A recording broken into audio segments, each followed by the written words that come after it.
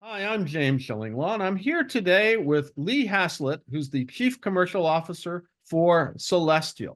Now, if you don't know Celestyal by now, you should. I've actually been on it many times to taking cruises of the Greek islands and even one of Cuba at one point years ago.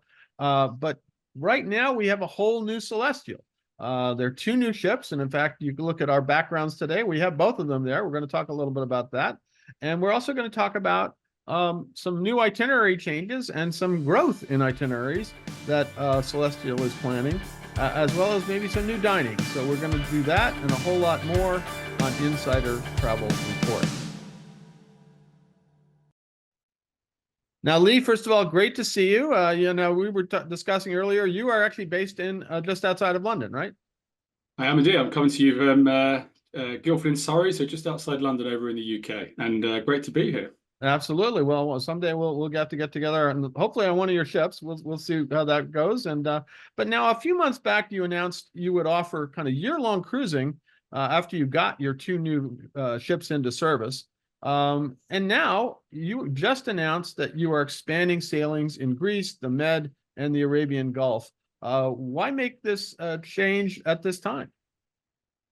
So, as you rightly say, we announced in January that we would be taking the Celestial journey, the ship that's behind myself, and we would be taking that vessel to all year round and doing a deployment in the Arabian Gulf, starting in November 2024 this year.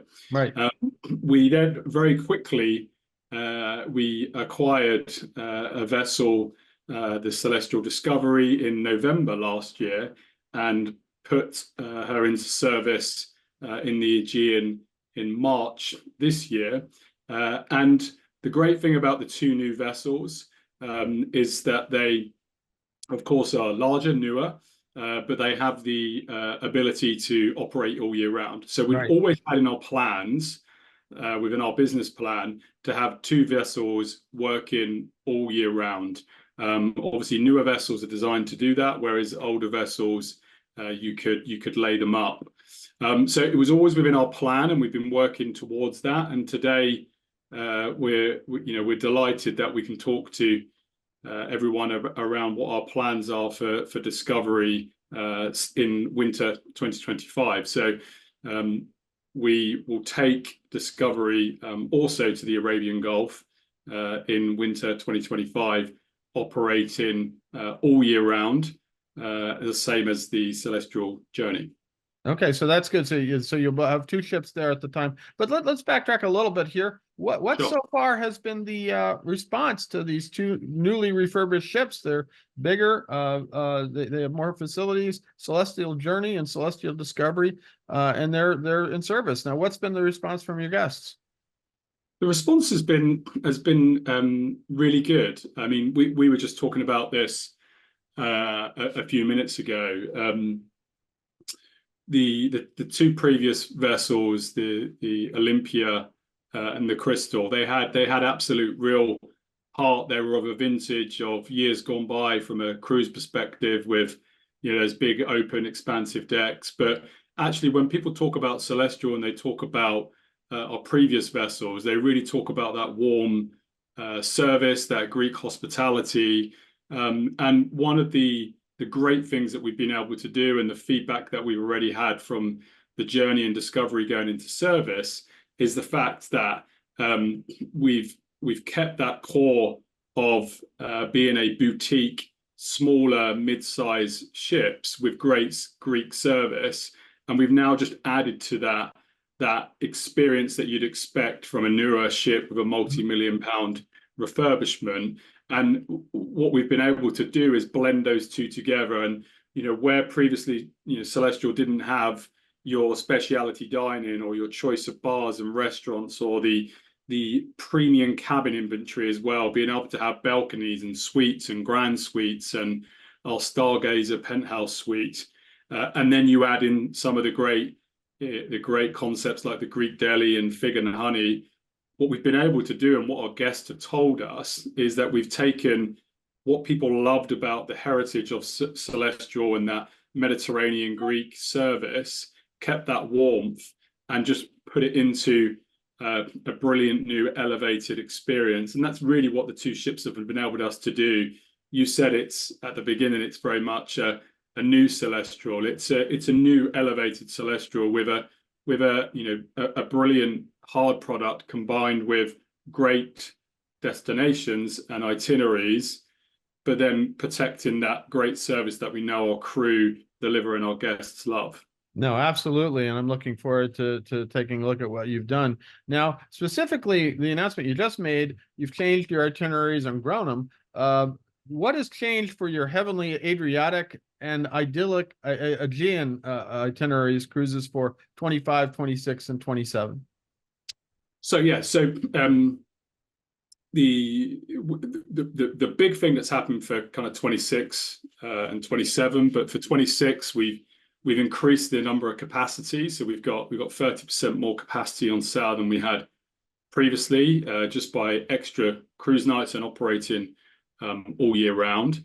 We obviously have just touched briefly on the Arabian Gulf, but if you look at what we call our core Mediterranean season, we have a new program featuring 8 Heavenly Adriatic cruises in 2025, 13 in 2026. And this is really due to some phenomenal, overwhelming demand that we've had for 25 from the North American market. And we've really designed these itineraries with the North America passenger in mind. And the reason being is that they're designed in such a way that our Heavenly Adriatics in 2026 will butterfly with our idyllics, which means that you could do a back-to-back 14-day cruise, taking in. That'd be amazing cruise, I gotta tell you. Yeah, absolutely. And these have been designed based on the feedback from our travel advisors in North America. So we, in 2026, at the beginning of the season in March, April, the middle in August, and at the end, we've butterflied in the Heavenlies with the idyllic Aegeans, which means that you can do a 14-day back-to-back cruise on the Celestial Journey, taking in Greece, Croatia, Montenegro, Italy, as well as the Greek islands and Turkey. So you'll do those fantastic ports like Dubrovnik or up to Venice or Bari, or Rhodes and Crete and Santorini and Milos and Mykonos. So and of course Kusadasi, which we know guests love to visit Ephesus there. So it means that it's a really strong 14-night itinerary if you do them back to back. But then as individual sailings, we have the Adriatic that I just talked about, but then the idyllic for 2026, we've made a change there where we've added in Rhodes, and we've added in a real focus there on making sure that we have those core gems that we know people love, of course, of Santorini and Mykonos, but also places like Milos and Crete and Rhodes, and we still have that Kusadasi. So the idyllic is really a Greek island cruising product, which we know our guests and travel advisors love in North America. Well, definitely, and those are the cruises that I've experienced, and I got to tell you, Milos is one of my favorite islands, and I was introduced by your brand. I got a chance to see that, but other places like Syros and Samos and incredible places, Kos, Chios. There's so many islands. I haven't even scratched the surface now for about 300 islands in the Greek islands, and Rhodes, as you mentioned. These are wonderful destinations, and everybody sort of. A lot of the other, some of your competitors are going to Oas, Santorini, or Mykonos, and they're wonderful islands. But let me tell you, to explore some of the other islands is even more interesting, at least in my mind.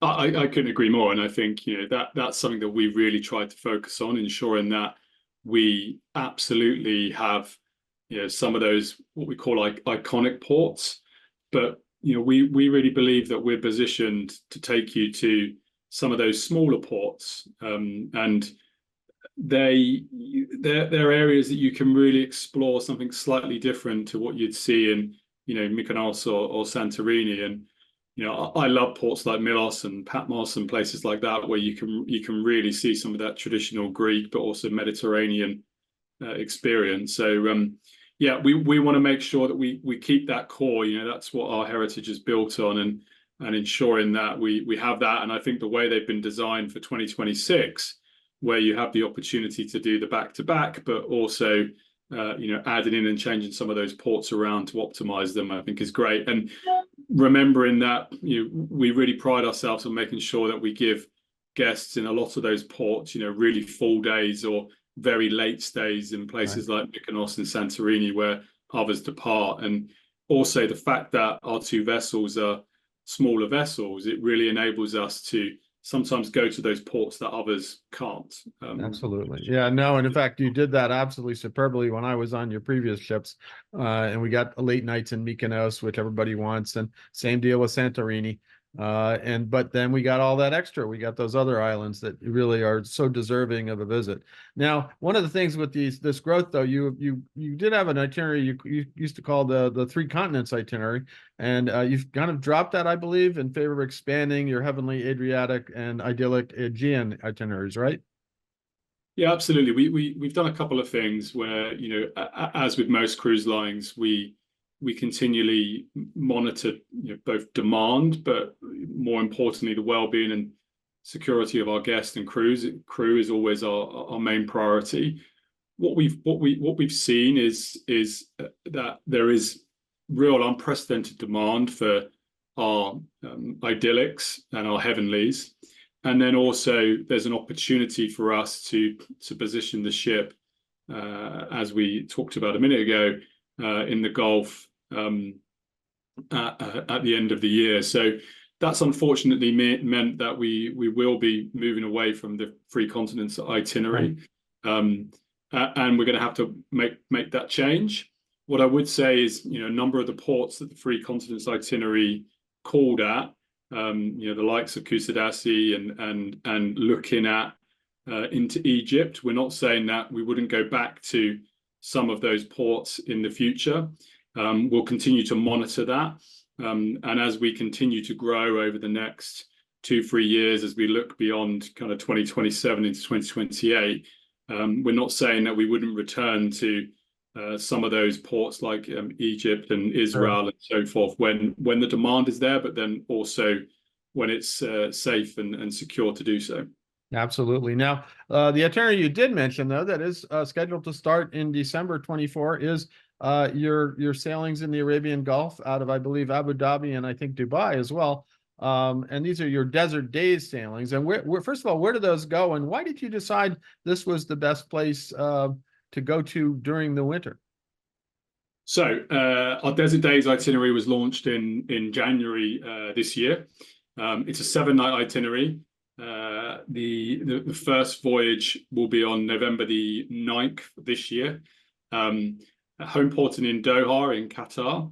Okay. And the vessel in a 7-day itinerary will call at Bahrain, an overnight in Dubai Harbour, which is just a beautiful spot to overnight. If people don't know Dubai Harbour and that port right on the edge of the Palm there, it's a phenomenal place. No, I know it very well. It's a beautiful port, and you got the beautiful skyline. And I was in error when I said you were porting in Abu Dhabi and Dubai, but it is Doha, which I've been to as well, and it's a wonderful city, amazing, fascinating place to visit. Absolutely, and one of the points of difference with this itinerary is, as you'd expect of what we've just talked about in the Aegean Sea and the Adriatic Sea and that Eastern Mediterranean product. We take you in those areas to the iconic ports, but we also take you to the Milos and the Patmos and so forth that we just talked about. We're trying to do the same in the UAE. So we do have those iconic ports of Qatar and Doha, Dubai Harbour, Abu Dhabi, but then we're also calling in Kasab in Oman, which is a really nice port where you can really see some of the traditional culture of that area of Oman. We'll also be going to Sabah Yaz, which is a private island. It's a nature reserve there, but also a phenomenal beach day. So it's a really long stay and a beautiful place to visit. So, but what we've also announced today is that from November 2025, we're going to replicate to a degree the iconic 3 and 4 night sailings that we have on the Discovery in the Aegean Sea, we're going to have a 3 and 4 night itinerary home porting in Abu Dhabi, where we'll have these iconic Arabia cruises, which again will call at your very well-known ports, the likes of Muscat and Abu Dhabi and Doha in Qatar. But then also we're going to take guests to places like Fujairah, which is a phenomenal part of the UAE that has a beautiful mountain range and some fantastic shore-ex. And then at the same time, we'll go to Kasab within that itinerary. So we've really built some itineraries that for us complement where our strength is in the Eastern Mediterranean and the Aegean and the Adriatic Sea, and that we want to replicate that in the winter in the Gulf.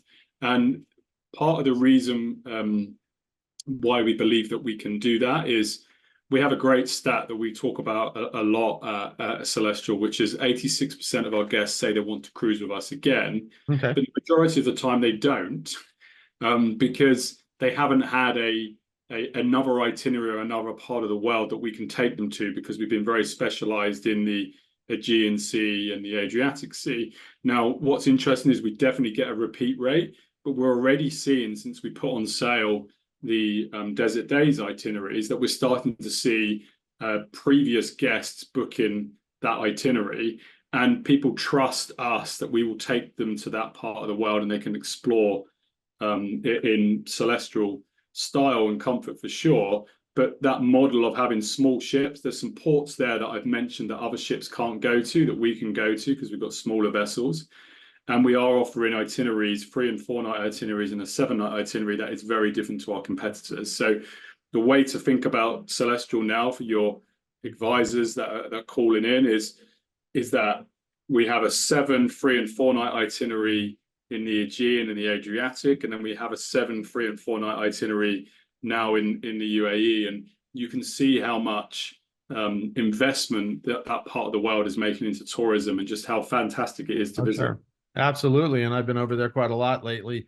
And of course, I was going to ask you about the competition, because you are in that region of the world. You're up against, I think Costa has cruises there, and obviously MSC has cruises there. But I believe you're probably at a slightly different price point, and also you sound like you're going to some different places.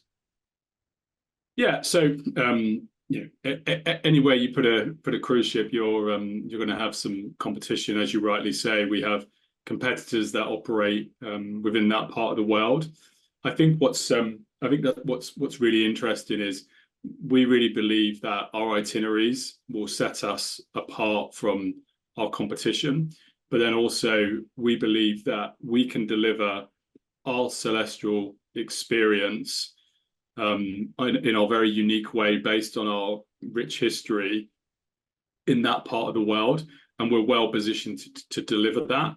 I think also, as I say, the fact that we have smaller vessels, we can go to some of the ports that others don't, and I think that will be a point of difference for us for sure. So we really believe that not only can we be, and we are, the leaders in Greek island cruising, but we want to be the leaders in that Arabian cruising, and that's why we've decided to put both vessels there in 2025, really double down on our commitment to that area, and become as famous as we are for the Greek islands as cruising in the winter in the Arabian Gulf. No, well, I think that's definitely a good strategy, and I've been having done cruises in that part of the world as well. It's a beautiful, beautiful area to do that in. Of course, we mentioned the questions when you change your itinerary for the 3 continents. There's always that question about the safety and geopolitical events in the region, and specifically in the Red Sea right now. There's still a little bit of trepidation about using that. I don't know how your ships are getting to get there, or if you just are planning that there will not be a problem as of December or November, I should say. Yep. So I spoke about it earlier, and like most cruise lines, the well-being and security of our guests and crew is always our main priority. We offer an extensive range of different itineraries around the globe, and we continue to liaise with local authorities in every destination that we visit and ensure that it's as safe and enjoyable experience as possible. We are confident in operating our itineraries as planned, and we've built a number of scenarios to ensure that we can position the ship and that we can do that in the safest way possible for our crew and our guests. So we will share more details in the coming weeks around how and when we'll position the ship to the UAE, but I can rest assured that we will be in Doha for the 9th of November to operate our inaugural season. No, fantastic. I'm glad to hear that because obviously Red Sea would be the easiest way to go, but I guess you could go all the way around Africa if you had to. But at least to position it, and you don't have to worry about that. But we hope that maybe the U.S. Navy will have taken care of things by that time in the Red Sea. I was actually just watching a 60 Minutes repeat episode about that whole situation, which I still can't quite believe that's just been so disruptive to shipping in that area. But as you said, hopefully by then things will have changed, and I mean we all hope that things have changed a lot. Now let's talk a little bit about let's shift the gear a little bit because you just also announced some new set menus and combination discounts on specialty dining on both of your ships. Tell us a little bit about how this will work and what kind of savings guests can expect. And also, I got to tell you, the quality of your food is great. So I was going to ask that question, but I already know it. The quality is actually rather surprising considering, what your rates are and everything else. And now you're going to up the game again with new specialty dining packages. Yeah, I mean, thank you for that. Thank you for that feedback. It's great to hear, and it's feedback that we hear quite often, that people love our food, and interestingly, you hear a lot of cruise lines talk about food and how they're going to differentiate on food. We get great guest scores about our food, and the scores tend to be really about how authentic our dining experiences are and how much our guests enjoy that authentic Greek service, Mediterranean service. And we really believe that's key to our guests enjoying, the cruise experience. And we announced recently, as you said, new set menus on board the Celestyal Journey. We have specialty dining on board, so the new Asian-inspired Pink Moon restaurant now offers a free-course set menu for €40.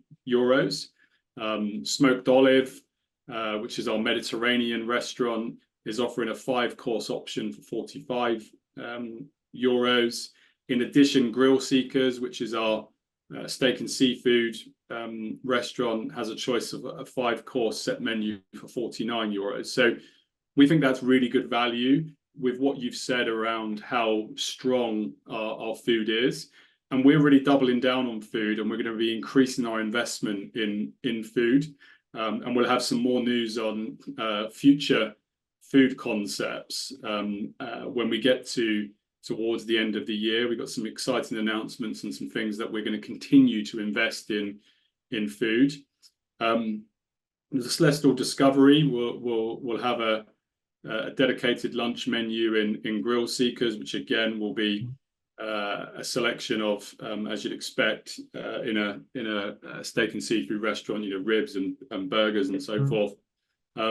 But it's fantastic for us when we go back to what we said at the beginning about new Celestial. We've taken that great food. We've now have that core food within Thalassus, our main restaurant, and now we've got that point of difference with Pink Moon and Smoked Olive and Grill Seekers, where we can really start to elevate and continue that great value.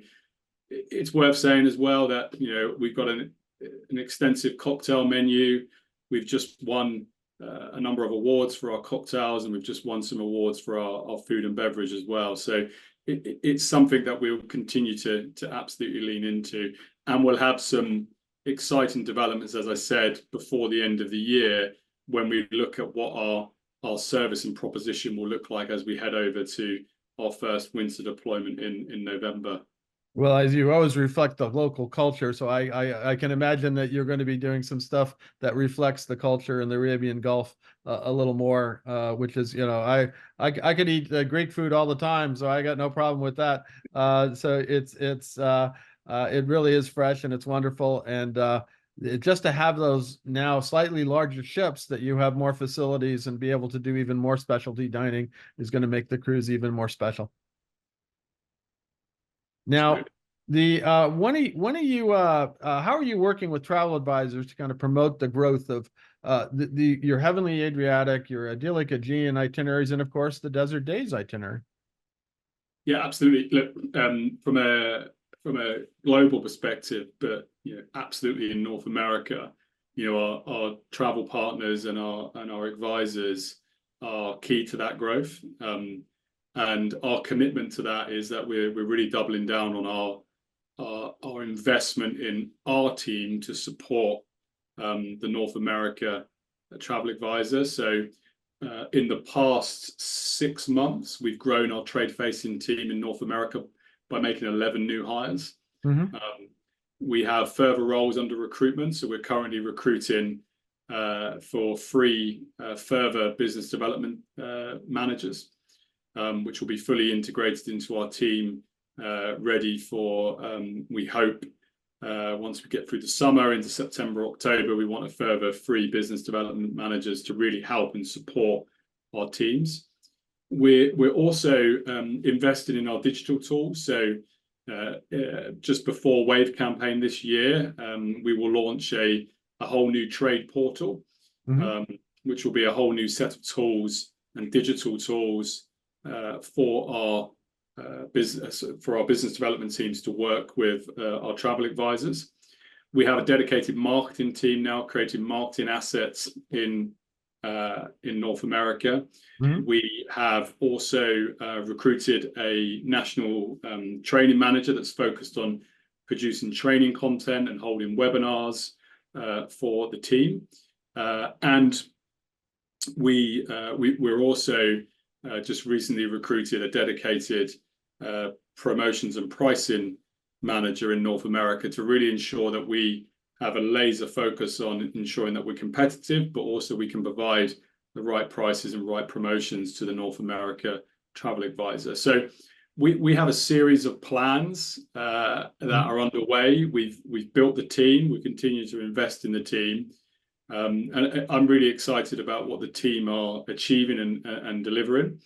And one thing I would say is we absolutely love and value feedback. We are growing at the moment as an organization.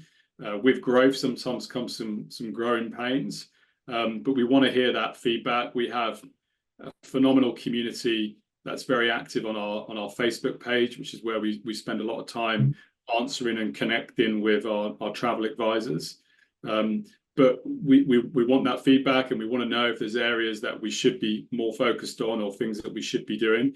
But in general, we have phenomenal support from our travel advisors, which I can really say, I'm incredibly thankful for. So, thank you for your support. Well, obviously, 2 of those itineraries, Heavenly Adriatic and Idyllic Aegean, are almost sell themselves. I mean, they're just wonderful itineraries, and the quality that you offer for the price, I don't think can be beat, to be honest with you, given what I know about those. Desert Days is one that it's going to be a little more exotic for Americans, and we're trying to get into that exotic thing. We're going abroad, and a lot of people always think they want to go to Abu Dhabi and Dubai and Oman. So hopefully this is going to be a way to get them over there and in a value situation, and they'll really get to experience this. So I think that's another one that, at least for our advisors, they're going to have to sell that a little differently. But it's going to have to be something that as you can get the great service you get at Celestyal, as well as all the wonderful ships that you have now as part of the fleet. So we'll see how that works, but I think you're going to do very well. Thank you. And you know, what I would say to that is, you made the point. People know what we can do in the Greek itineraries and the Adriatic. There's absolutely a guest out there that will want to explore that part of the world. And what I found fascinating is actually when we've been talking to people in North America is just actually how aware people are of as you say, the Abu Dhabis, the Dubais, and the Qatars. Also, when we did our business case and our due diligence, it's amazing how many Americans are already traveling to that part of the world. Yeah. What's also really surprised us is just how many Americans have already booked for the desert days. So we're actually over the percentage that we thought that we would get from North America. We've delivered more. So it's actually been a pleasant surprise for us. And yeah, I agree. I think you have to find the right guest. And I think it's a real opportunity for certain travel advisors that might have clients that want to explore something slightly different. And it's you can absolutely trust us to look after your guests on exploring some of those fantastic destinations. No, that's wonderful, and I know you're going to do a great job in that part of the world. And having traveled there quite a lot recently, it is a fascinating place to visit. Now, we've said a lot. Anything else you want to tell our 125,000 travel advisors about the latest changes you're making at Celestyal? I think we've covered a lot. All I would say is the last 12 months have been huge for us as a business. The next 12 months will be just as huge. But in the last 12 months, we've delivered a fully refreshed fleet. So if you didn't know, we have a new fleet. Check out our ships, a new brand, direction, and creative. So have a look at us, look at our socials, look at the direction that we've been taking it to. We've introduced new destinations, new ports of call, an expansion into the Arabian Gulf, an all year round operation. And now we're really shifting through the gears when it comes to doubling down on our investment on food, entertainment, and we are fast getting a reputation for being a challenger brand in the market. And we want to work with our travel advisors. We want to support our travel advisors. We have a saying at Celestyal that we build for travel advisors first. So we want to build the right functionality, the right tools that we know that our advisors need. So keep that feedback coming. Watch out for us. There's lots happening in the next few years, and we look forward to partnering with many of you. And I'll end with just saying thank you for those of you that are absolutely supporting us. And if you're not, make sure that you check us out and check out the team. And if there's anything you need that we can help you or one of your clients or guests, then let us know.